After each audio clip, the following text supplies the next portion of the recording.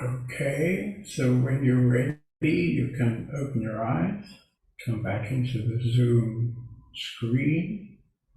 So I would ask if somebody would like to share what happened during this short meditation.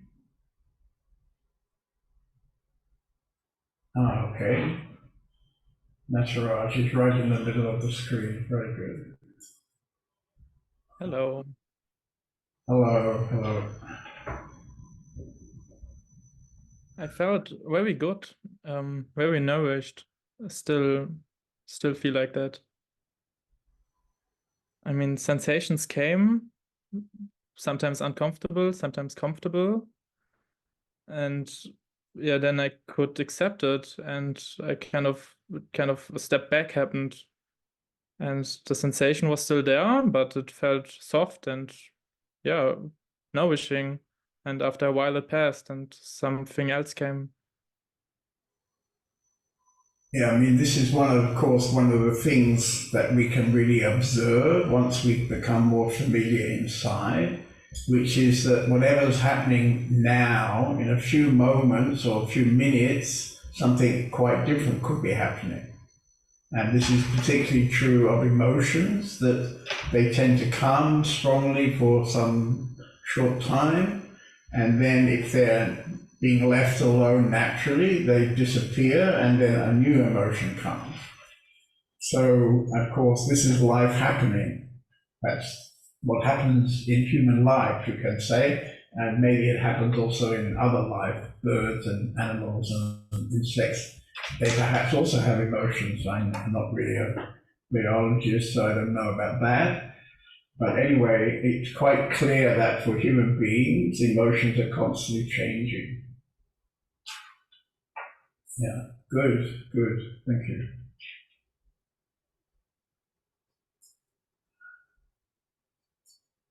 Okay, so would somebody else like to share?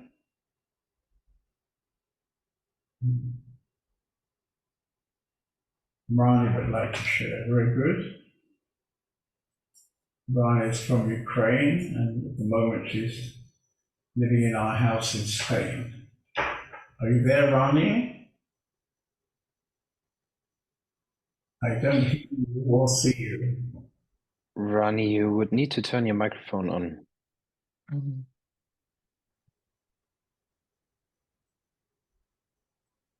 Hello?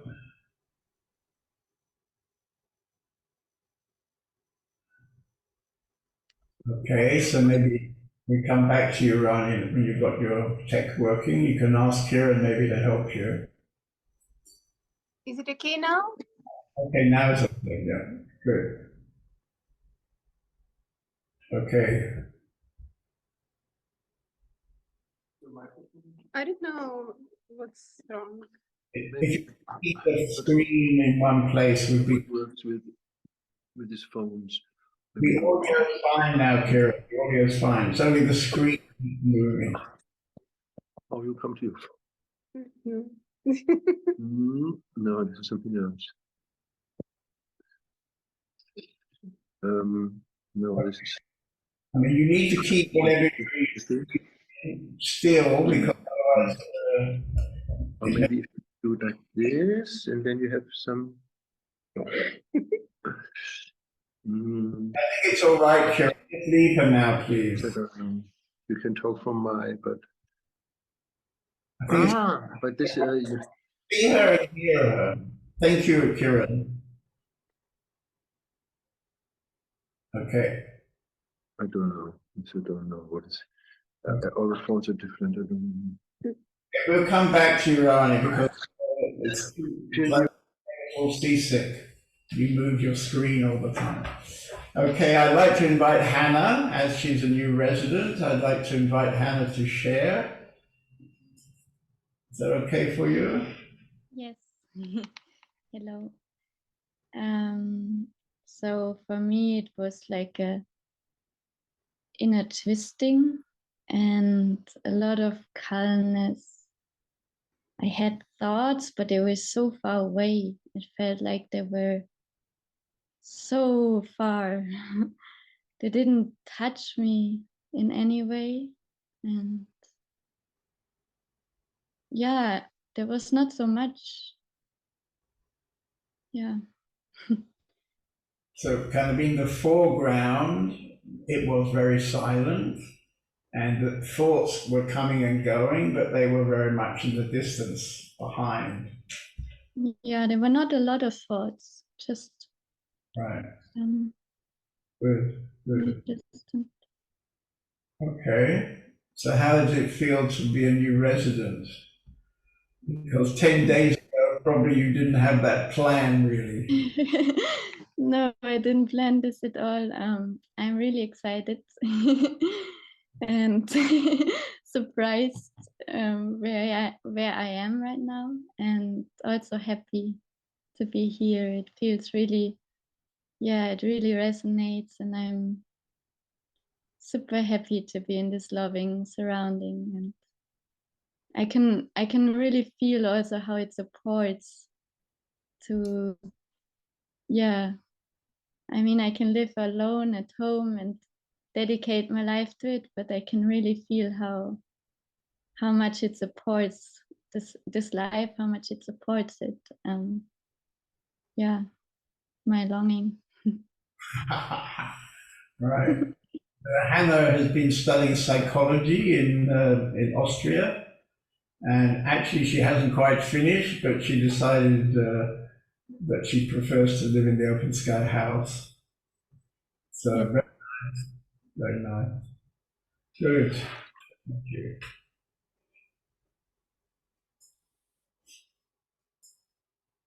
Okay. Somebody else like to offer their meditation experience?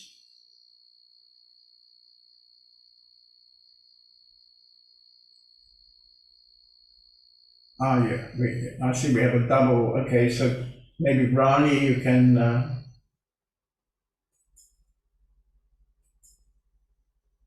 If you speak Rani now. Yeah, I want to Can share. you switch this off, the sound off, or switch it off? I don't know how. I want to share that it was not any difference before meditation and in the time of meditation.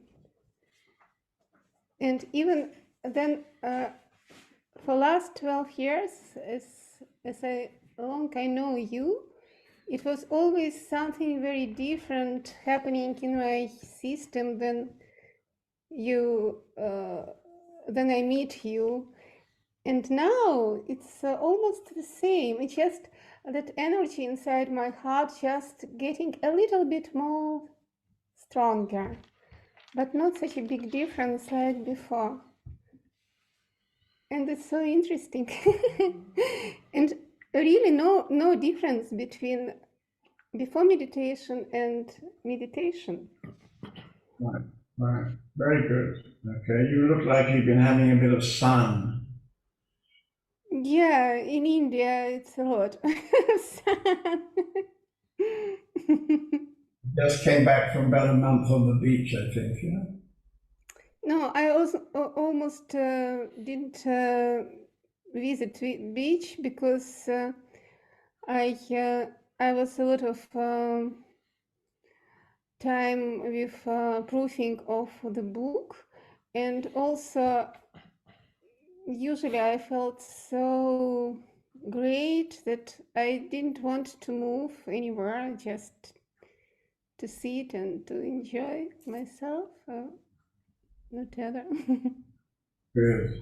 So Rani is from here, Ukraine, and speaks, of course, Ukrainian and Russian. And at the moment, we are in the process of, well, almost finished translating our Ramana Maharshi book, Aham Sparana, into Russian. And Rani is helping us with the proofreading of the book. So that's quite, and in Spain, we have somebody translating it into Spanish, which is almost complete also. So we've already published English, German, and Tamil. Tamil was the language that Ramana Maharshi himself spoke. So the area around where his ashram is, Tamil Nadu, they speak Tamil. So he often spoke in Tamil. And so he translated the Tamil also into English. And this manuscript came from 1936, which was about 85 years ago.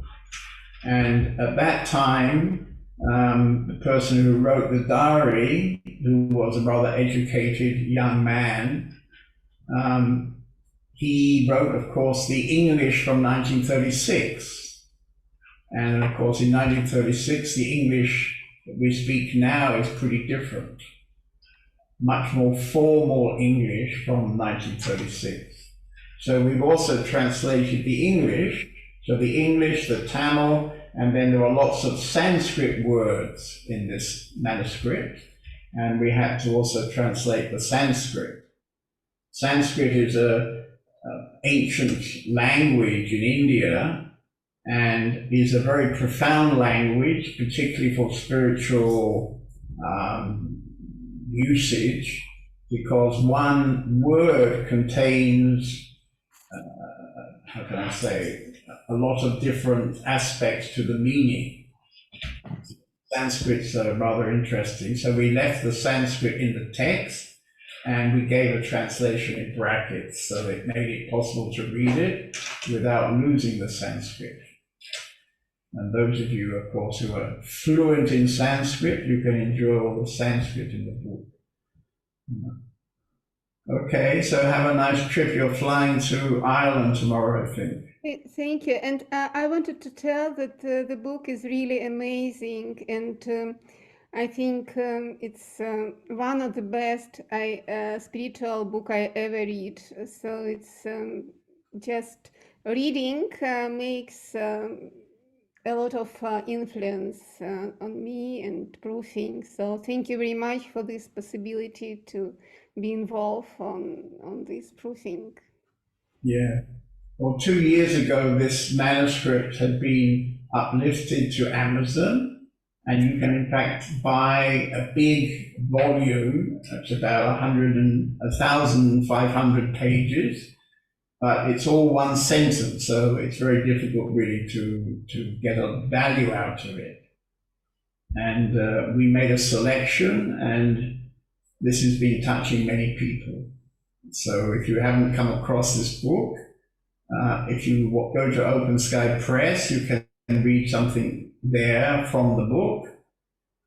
What was wonderful was that in 1936, Ramana was about 55 or 56 years old. So he was at the height of his power, you could say. And it was a moment, 1936, just before the Second World War, when many Western people came to India, and he got a lot of visitors. So this was it created an interesting kind of situation. And this young man then wrote a daily diary. And so this book is, when you read the book, you can feel you're really in the ashram, in the presence of Ramana. It's a very powerful book. And in the last, we published the English version already, I think a year and a half or 2 years ago, but recently we've got tremendous feedback where people are very touched, and what you've just said about it being one of the best books that you've read, many other people have compared this book with other Ramana Maharshi books, and I think it's going to be a kind of classic, actually. Yeah. Good, thank you. Thank you. Enjoy a glass of Guinness for me. Definitely. So perhaps one more person who would like to. We have our new resident, Marcel with the beard.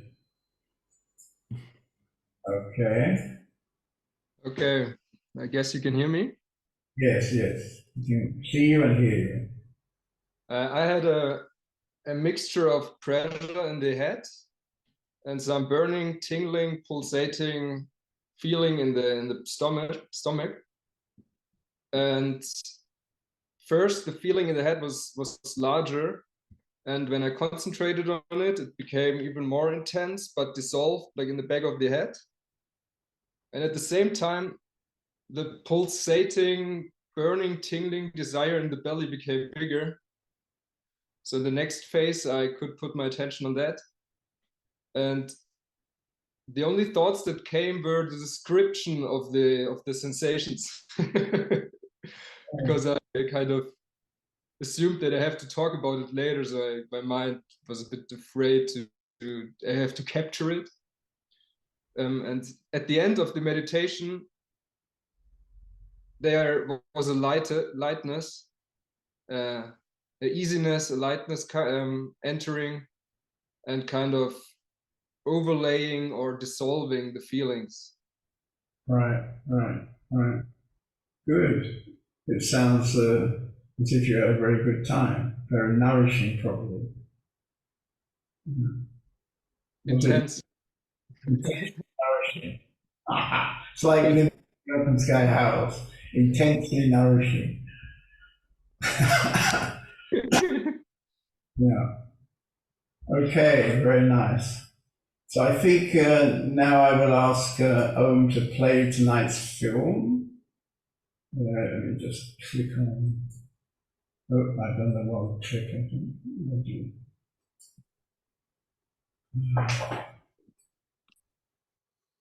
I think I'll need rescuing, Om. Okay, so let's watch tonight's film. It's another one of these short 2-minute films.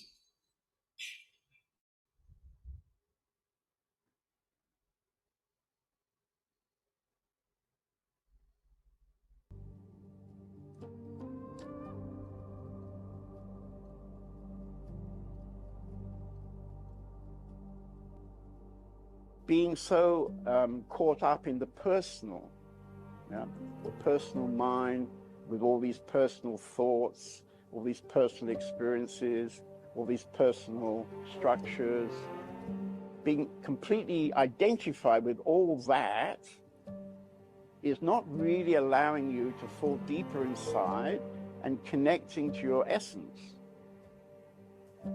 So you don't have to stop being sad, you don't have to stop being angry, you don't have to stop anything. Everything is all right. The real spiritual work is not having great spiritual openings, great spiritual moments where you feel very, very good. It's actually about getting rid of your identification to all these thoughts. Realizing that any thought is likely to be from the past or from the future. And anything from the past or from the future is not now and is therefore completely unimportant.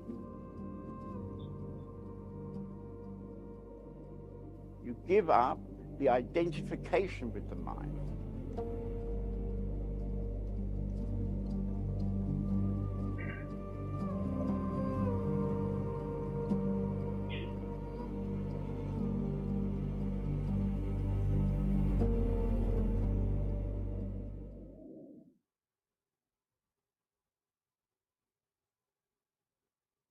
Okay, I think we'll play that one more time as it's so quick. We play it one more time. And if you could come and rescue me, I've got a tech problem here.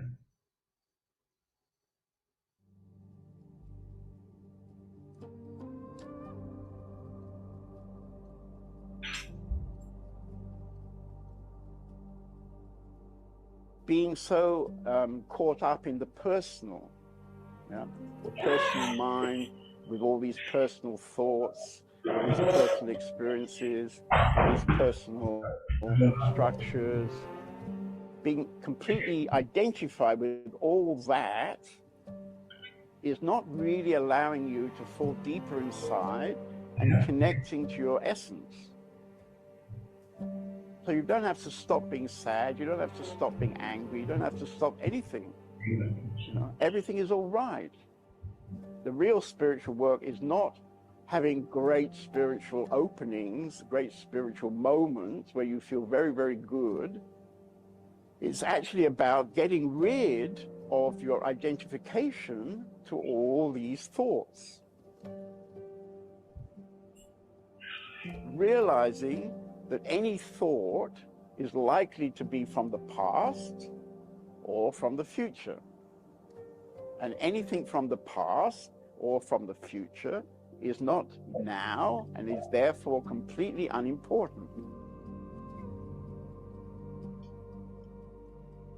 You give up the identification with the mind.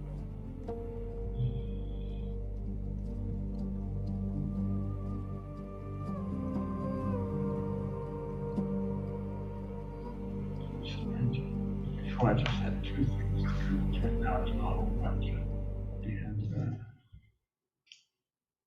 yeah, that's okay. Okay, so I would say that this film brings us the attention, which is, you could say, totally fundamental to anything we call spiritual lives, the inner search, whatever it is. Because most of this humanity on this planet, most of our other friends on this planet, are completely identified with their thoughts. Sadly, almost nobody has realized that their thoughts, which they call me, is not really me, because our mind has been conditioned and filled up from a young age. It's been filled up with lots of ideas, philosophies perhaps, certain patterns of behavior, certain patterns of thought. And as we grow up, we accumulate, if you like, a bigger and bigger archive of stories from the past. It's mostly stories from the past. I would say in the majority of cases, it's almost certainly from the past, but occasionally in certain situations or certain people are always projecting themselves into the future. So if you're a person who has quite a lot of fear, then you can easily be afraid of what's going to happen in the future, what's going to happen next week. What about that meeting? I have to meet my boss, and I'm a bit nervous about that, and so on. So it can be the future, but I think we all on this screen tonight, we all know that it's mainly the past. And so in the present moment, we meet somebody or we meet some situation, and it can trigger a memory from the past.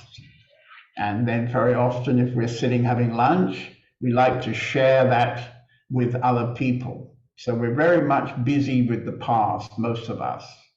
When I say most of us, I am hoping I don't mean the people on the screen, but most of humanity, I would say, I don't really know, but my guess would be something like 99% of humanity, sadly, never come deeper inside themselves and never really understand when they say me, what is this me?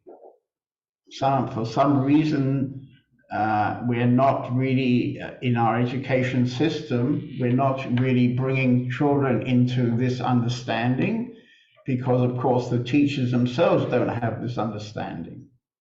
And so, yeah, in my many years of living, I sadly see that there's a great need for people who do understand to share it with so many people who don't understand. Because in the end, as you mostly, I'm sure the people here, you mostly know that at the present time, we've created a kind of human crisis. We're actually threatening our own survival from certain things that are happening on the planet, and this has been going on, I can say, right through my life. As you know, I'm nearly 80. At the end of this year, I'll be 80 years old. So I've had a long time to watch all this. And what is happening is because we're not conscious. So one lot of people are cutting down the trees, and another lot of people are planting the trees. So this is, it's nice that they're being planted, but they're probably being cut down much quicker than we're planting new trees. And as you can understand, most of the trees, they're not growing up in a short time, but they take many years to really mature. And most of us know that trees are one of the most effective ways to absorb carbon dioxide and let out oxygen. So you could say that these vast forests in the Congo, in South America, and in places like Canada, and in certain parts of Europe, like Finland, these are enormous lungs. They're like the breathing of the planet, because they're providing the oxygen that we human beings and all other beings, we need to be able to breathe. It's a sort of fundamental need. So naturally, if we're cutting down the trees faster than we're planting them, we are effectively damaging our own possibilities of breathing. And of course, this has become very clear in the last, I don't know, 10 years maybe. And it's also creating certain kind of climates where it gets maybe particularly hot or particularly wet or particularly cold. And this is also creating kind of very difficult environmental situations. So how to solve all that? And of course, there are engineers, there are scientists who are working on all those issues. But it seems to me that fundamentally the issues to do with the consciousness of the majority of human beings. And therefore, what we're doing here in the Open Sky House is a small but important, how can I say, I don't know what word I would use there. I don't know, but it's a contribution. Let's say it's a contribution, and it's very touching that we have about 25 people tonight who are all interested in becoming more conscious, and you can influence, of course, a group of people around you, and this group can influence other people, and so becoming more conscious is definitely a big contribution to the human situation.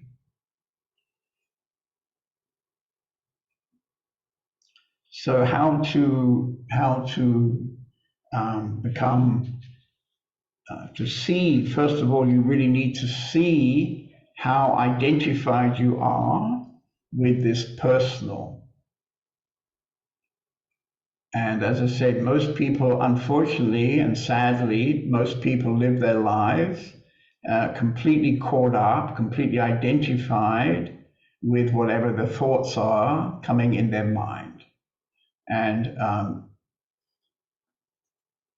gradually, through something like meditation, can be different forms of meditation, could be also Tai Chi or different other different kinds of yoga. There are many ways, but fundamentally, we need to meditate. We need to sit quietly or move quietly.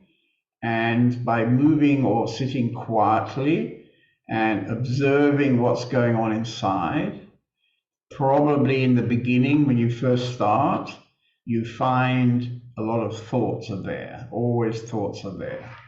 But gradually, you may find the thoughts becoming less. And so as the thoughts become less, and this is taking some longer time, we're talking about years really, and as your thoughts become much less, you notice that you have a feeling of presence, You feel yourself just present, which is actually very simple. In a way, that's our nature. Our human nature is that we are naturally present. And due to the conditioning we receive as we grow up, the mind takes over this presence, and we find ourselves very identified with the personal stories we have accumulated from the past, and we find ourselves, for some people, swamped, in a way, swamped by thoughts. And so I would suggest that a fundamental part of the spiritual journey or spiritual work or the inner work is to watch, to simply watch what goes on inside you, what goes on particularly in the mind. And as we meditate, as we become quieter or more peaceful, we find that we can get more and more awareness about what is happening inside us, what is happening in the mind. The mind is very powerful, and also we absolutely need a mind. And so I remember when I was first going to spend time in India, Indian teachers, they talked a lot about the mind, and they always gave the impression that we have to destroy the mind, destroy the mind. There's an Indian word, monanasa, means destroyed mind. And later, because this rather confused me, because of course I realized I'm using my mind all the time. So what I came to understand after some time is the problem is not really the mind as such.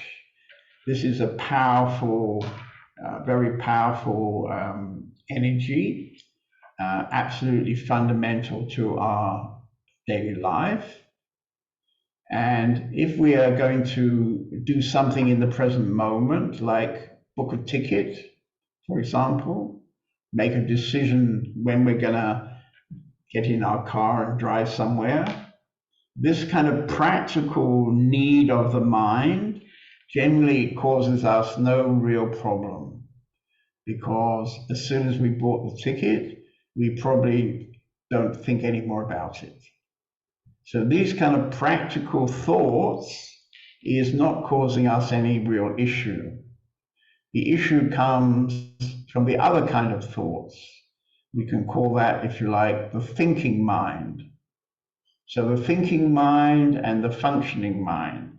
Functioning mind is absolutely essential and doesn't cause us much problems.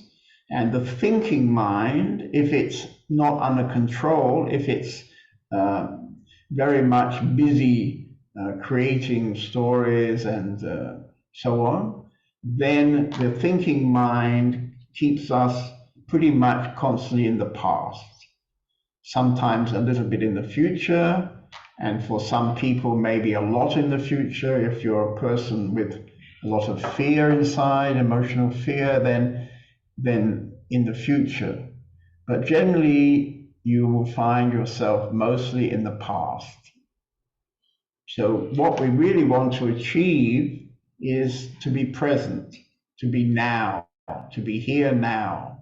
There's a famous quotation from Ram Dass, who was a particularly famous American teacher, Ram Dass.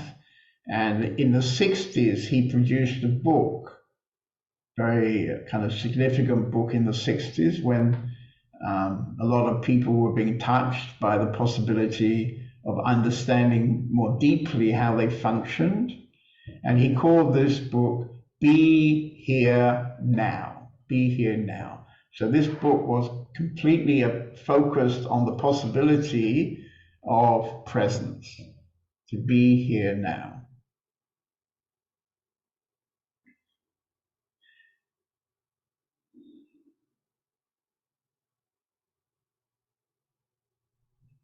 And once you have achieved a mind which has space, mind that is much quieter than the general mind. Once you come to that kind of mind, then you can also find out that you can develop the awareness to simply watch. You can watch the thoughts, you can watch the feelings, you can watch whatever might be happening inside. One or two people have just shared what happened in the meditation, each person sharing slightly differently. And fundamentally, we want to let all these old memories disappear. We want to let them disappear, and then we want to stay in presence. So I feel that this short film is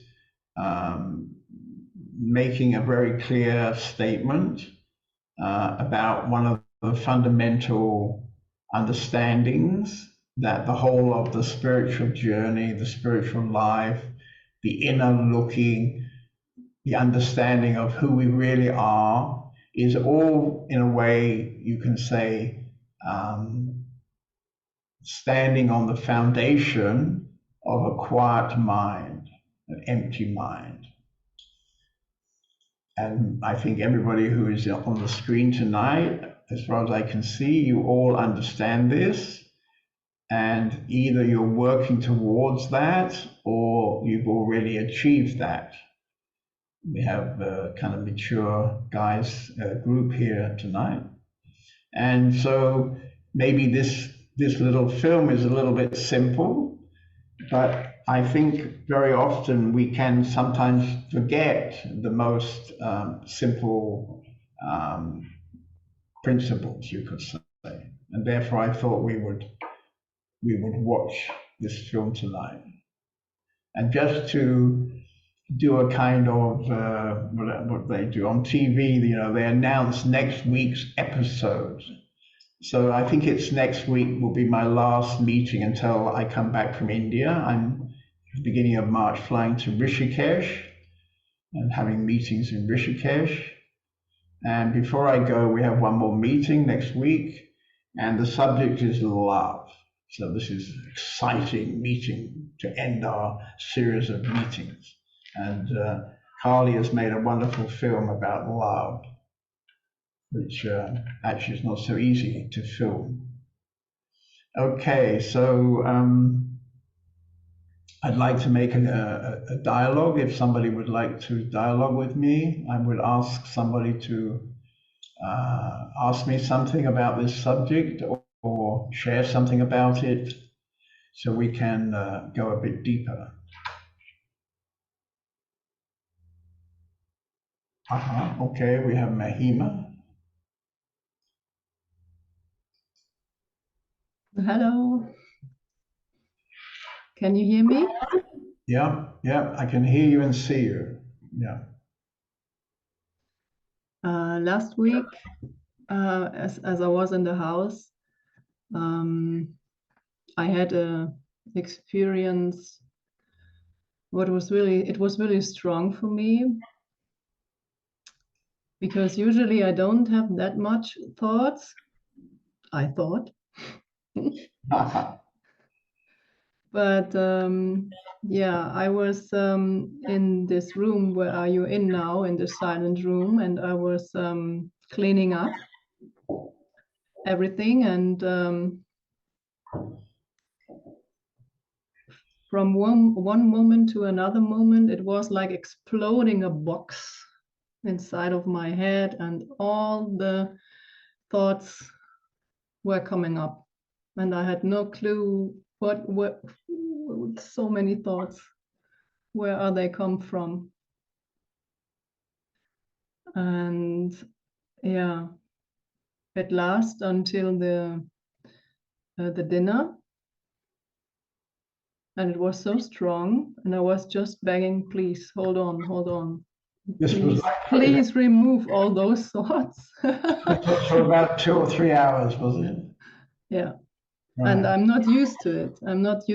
I thought usually yeah, there's a feeling of having not so many thoughts, but in this moment it was like an explosion. Right, right. And you're going to ask me why? Yes. Well, my answer is I don't know why. You know, I don't know. I suddenly got a lot of thoughts, but you know, those kind of moments are usually because there's somebody or something that, or we see something, or I don't know. There's something that is a trigger that triggers old memories and sets off, you know, a whole kind of barrage of thoughts. Yeah. And as you say, I know you as somebody who's generally very quiet.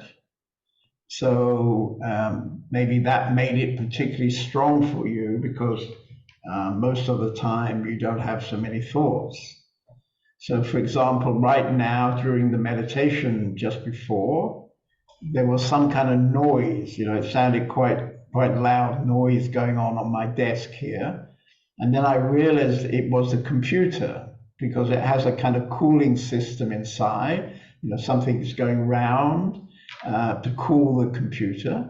And I was amazed that it was so noisy.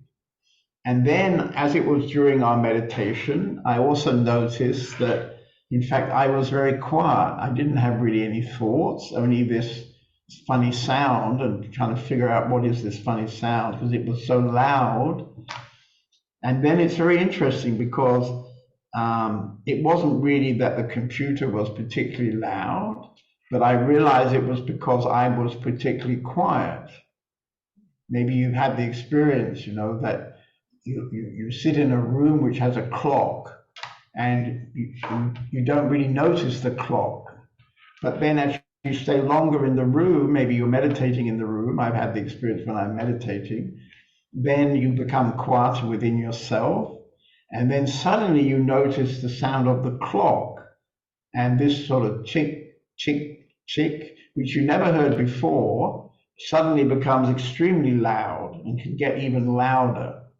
So, you know, there are many phenomena of how the mind functions.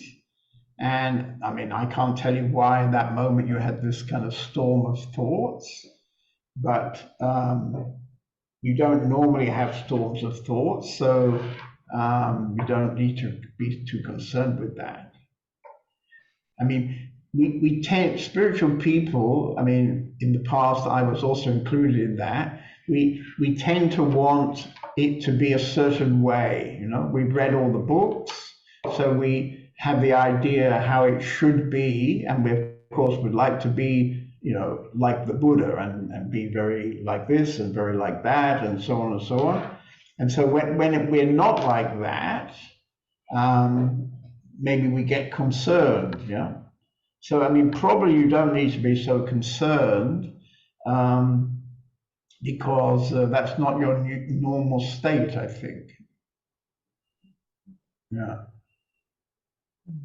You probably should keep away from the open sky house, which you do anyway, so no problem.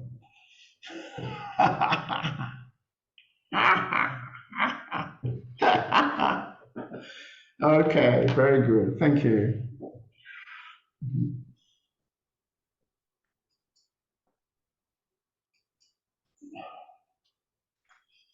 Okay, so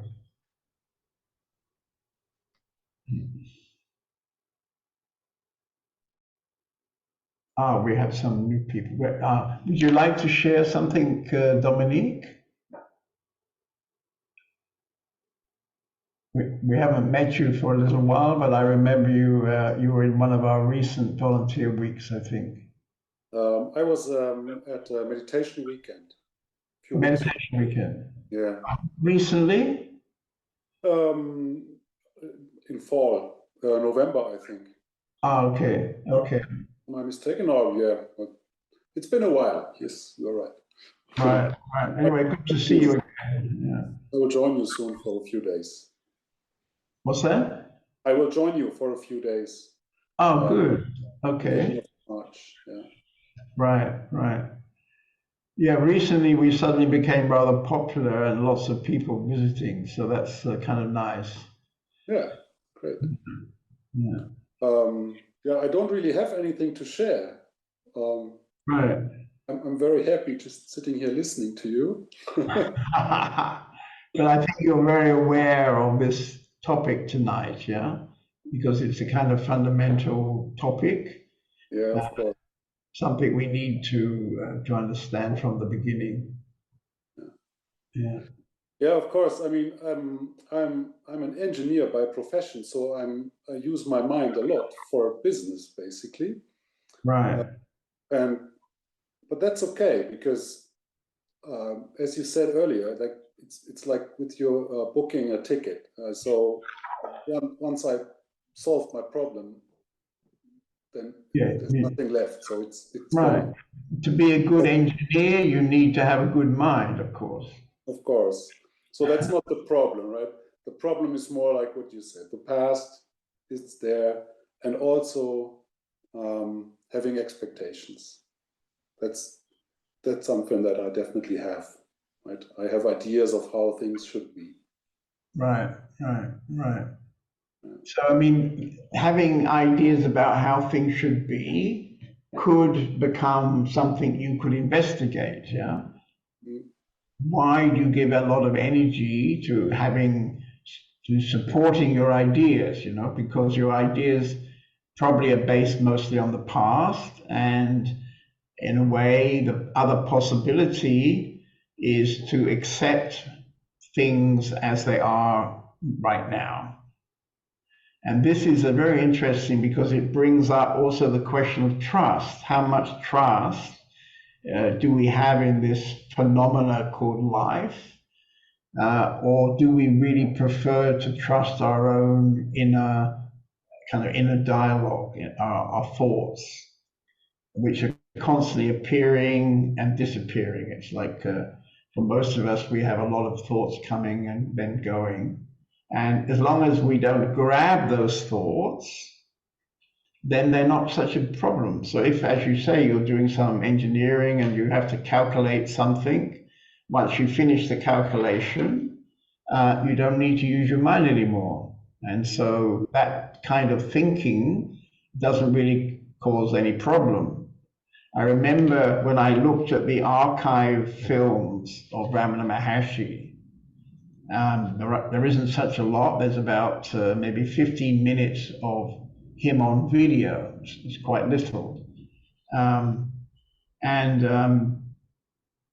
remember there was one video, a short video of him lying on his couch reading the newspaper. And so initially I was a bit shocked by the fact that he was sitting on his couch reading the newspaper, because in those days I had the idea that you're supposed to destroy your mind. And then I was wondering, well, why is he sitting reading the newspaper? Because I thought he's a great yogi and he's sitting silently and so on and so on. Yeah, this is some years ago. I had this kind of ideas. Yeah? But of course, reading the newspaper isn't really causing your mind to disturb you very much. The news itself might disturb you, but you're not being disturbed by reading, for example. So this kind of practical mind things, or practical thinking, you absolutely need it. I mean, otherwise you wouldn't be able to read a book, you wouldn't read the newspaper. And Ramana Maharshi, for example, I was recently in his ashram and staying nearby, and I met somebody who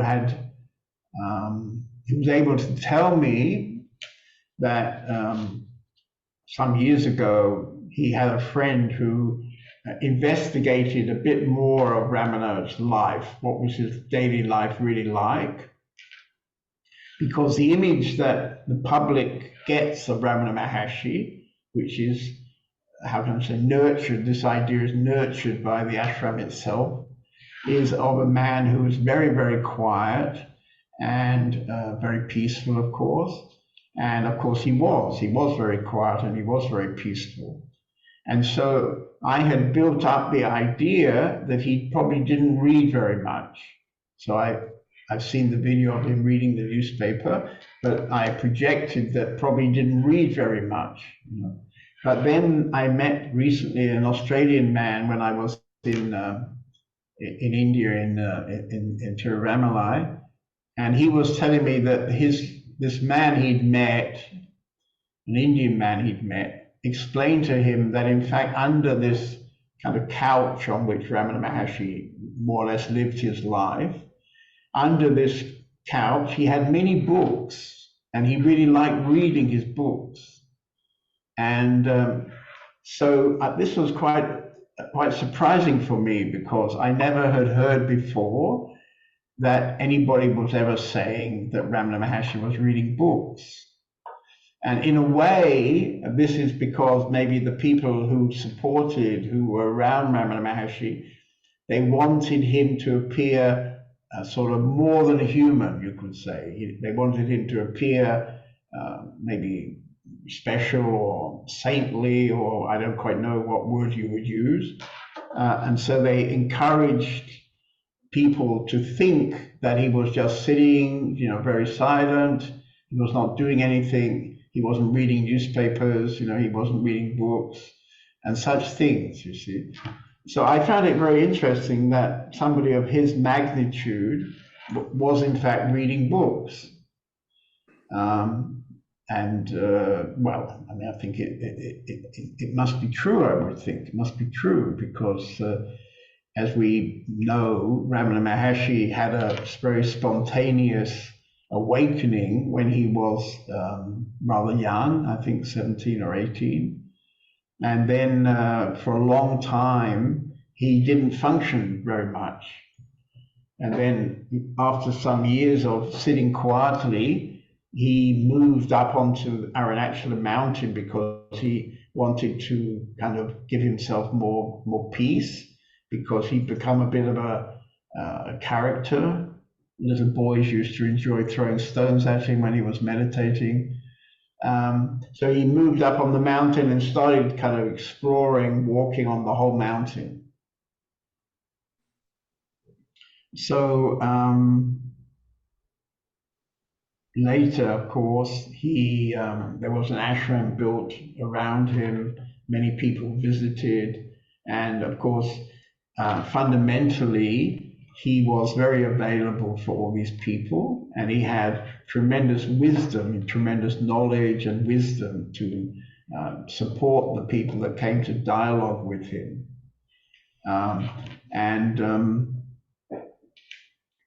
But at the same time, the kind of image about him was much more to do with silence than it was about reading books.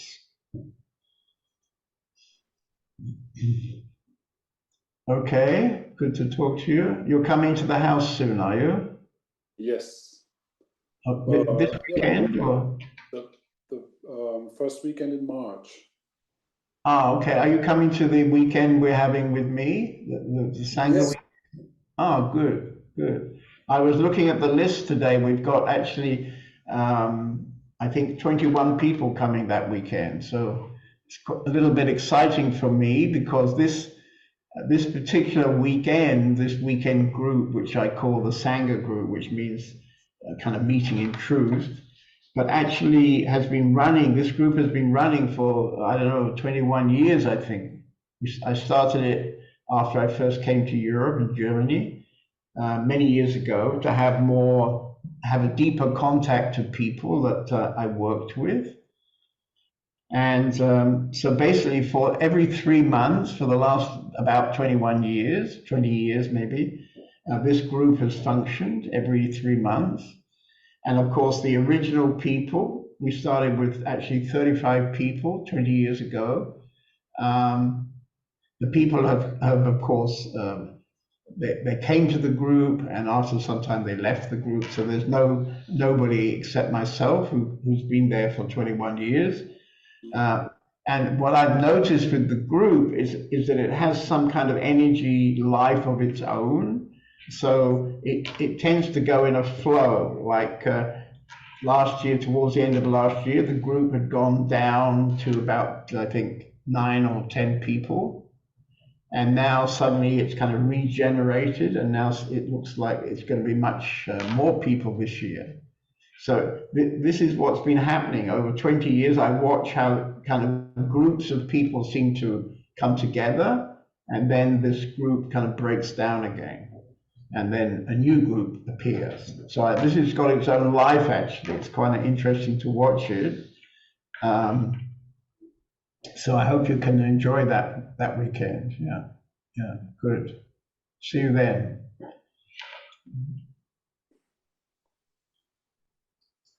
Okay. Good. Anybody else like to dialogue a bit?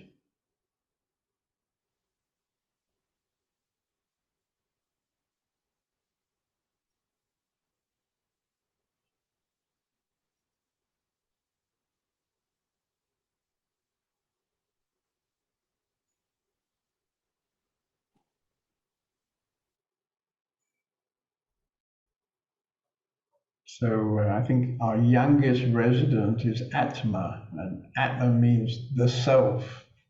And so in a way, she's got the name, which is is exactly contrary to the workings of the mind. So the self is the word that is used in India to indicate our essence or our intuition or our heart. Heart, not in the sense of our beating heart, but heart in the sense of our spiritual essence. So would you like to, Atma, would you like to dialogue a bit? What do you mean? You don't know what it means, dialoguing? Yeah.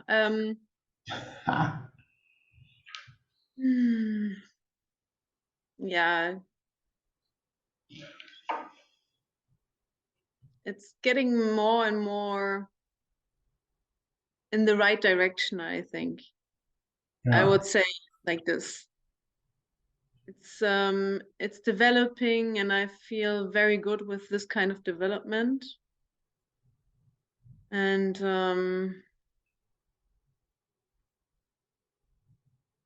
yeah, I found edges in my being I never saw.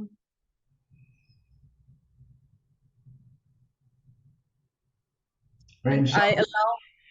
Yeah. Since we changed your name at the end of middle of January, I think it was, at the end of the retreat, something definitely is moving. Yeah, this new name seems to really touch you because it means the self. Atma means the self.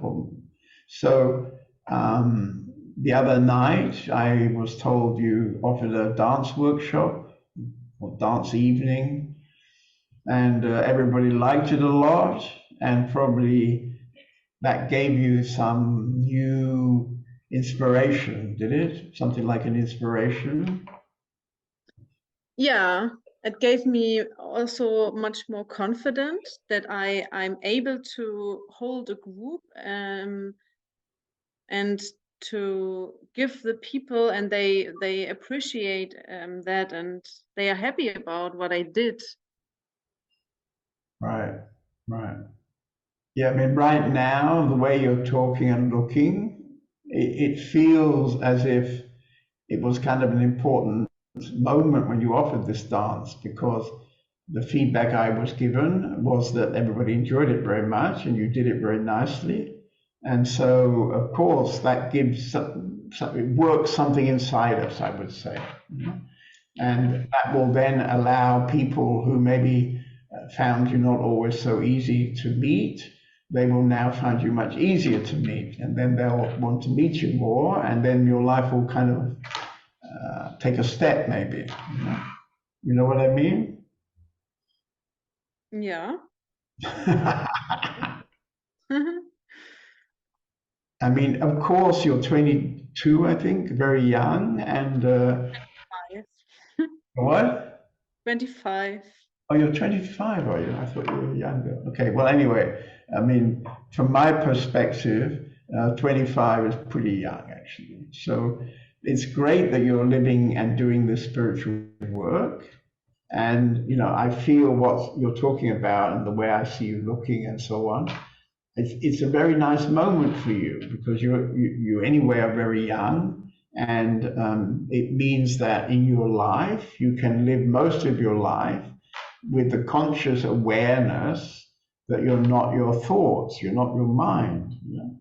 So this is really beautiful because, as I was saying in my introduction, most people believe they are the mind, they are the thoughts, and probably you had this idea before.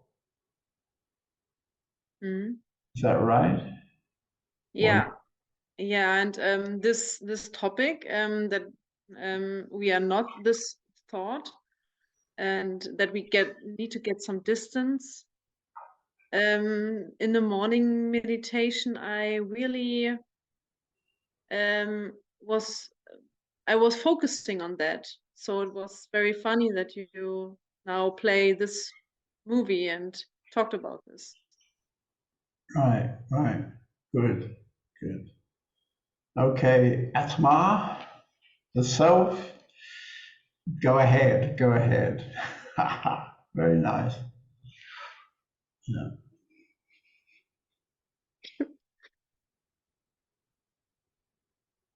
Let me see who else is available. So, somebody else, perhaps?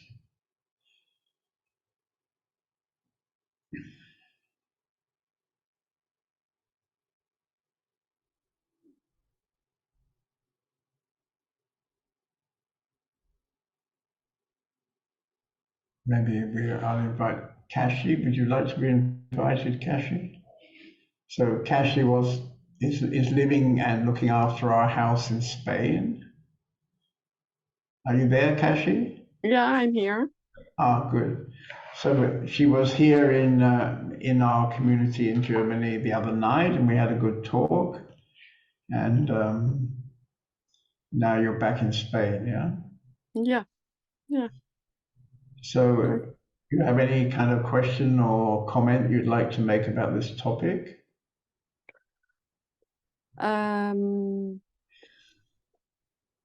I noticed this time in the meditation that there were a lot of thoughts, but underneath was a big feeling of happiness. Right. So the thoughts were not really disturbing, but I noticed that there were a lot of thoughts. Mostly when I have a meditation here, it becomes more easily quiet, but there is a big feeling of happiness, of enjoying being here.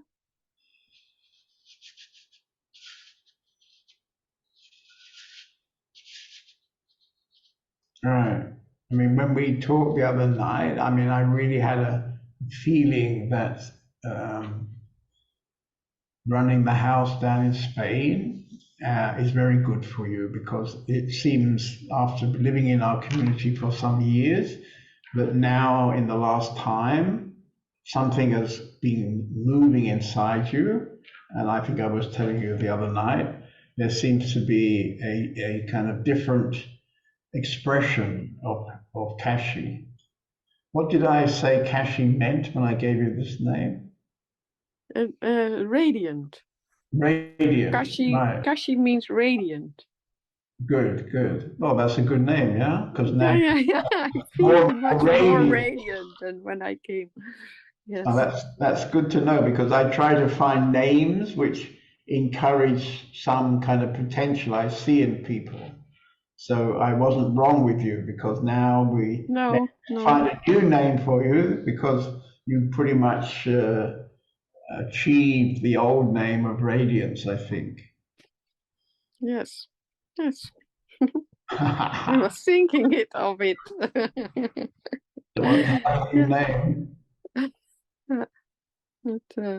Yes, yes. Okay. Yeah, yeah. Nice. Yeah. Okay. And is the weather good down in Spain? Is it hot in Yes, today was a warm day. It was a warm day. And also when I came yesterday, I think, whoo, from Germany was a big, yeah. But today was also warm, but I thought that it would be a little bit less warm next days. But it is not so gray as in Germany. And I noticed that the sun is doing a lot with me. Right. Yeah. That I can sit and think, oh, wow.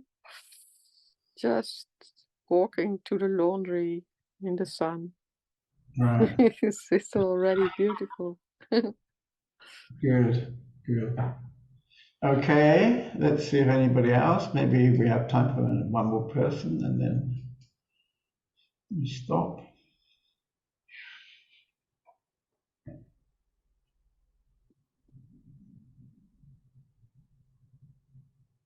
Krishna? So Krishna is also living down in our Spanish house. Can you speak a bit? Yes. Okay. Of course, still having mind, still having happenings inside and triggers. But a very big realization happens that my life is working in a good way.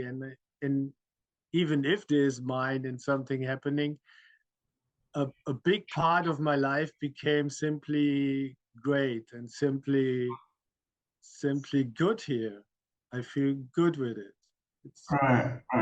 Wait, how long ago did we meet you? Was it about a year ago or longer? A bit longer, I think.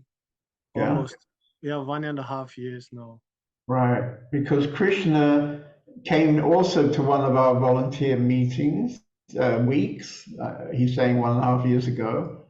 And like our two friends tonight, he came to the week, and as far as I remember, you didn't leave again. You just stayed since now 1.5 years, yeah? Yes. Right. And I remember you was very much of a person who smiled a lot, and you were telling us that coming and finding our community was exactly fitting your kind of, it seemed to you to be the right, exactly fitting all your kind of desires or requirements or whatever the word would be. Yeah. Good. Yeah. And he's making the garden down in Denia very beautiful. And he does all kind of other handyman jobs. And right now you're sitting inside one of the yurts, I think. I don't know if people can see behind his head, there's a kind of wooden lattice. And this is the structure of he's going to show everybody. There you are. You see the wall and then the roof. It's these originally were used in Mongolia, and this is like a sophisticated tent. And in Mongolia, they can pack them up and put them on a horse and move from one place to the other place. And this one was made in Spain, and we're not going to move it. We got it. We placed it in the garden as an extra place to stay, and it's got a wonderful energy inside. Wonderful energy, and we had the idea to build a bathroom outside in the garden. So when you stay in this yurt, it's a bit enclosing because it doesn't have windows. Well, it has one window, actually, it does have one window, but basically the feeling is being enclosed inside a sort of womb-like space. And as you saw on the top, in the apex, there's a circular window there, so you see up at the sky. So then we thought we'll make a bathroom in the garden. And so now when you go out of the yurt into the bathroom, you can have a shower or you can sit on the toilet. amongst the bushes and yeah, with whatever's happening. Yeah. Have you tried out any of these bathrooms when it's rained? If you remember, last time I was there, we made little roofs to protect people when it rained if they're sitting on the toilet, for example. Do those little, Beautiful, yes. do they When it help? rains, you can sit almost dry on the toilet. Yeah. And even in winter time, when it was colder, it was very nice to take a shower outside. It's warm then, and you have this short space, this short walk through the cold, and then you go inside and you're warm again. It's very beautiful. Yeah. Very enjoyable. Right. And they've been rather popular with our guests, I think, yeah? No? Yes? Yes. Right. Yeah. Anyway, if anybody likes to take a holiday down in Spain, you could try one staying in the yurts. I think we have four yurts in this in the garden down there. Okay, very nice, good. So I think we're going to stop now, unless anybody particularly wants to wave their hand. So yeah, so next week, the exciting film next week is about love. Ha ha ha. So yeah, so next week we talk about love, and thank you for tonight. Thank you.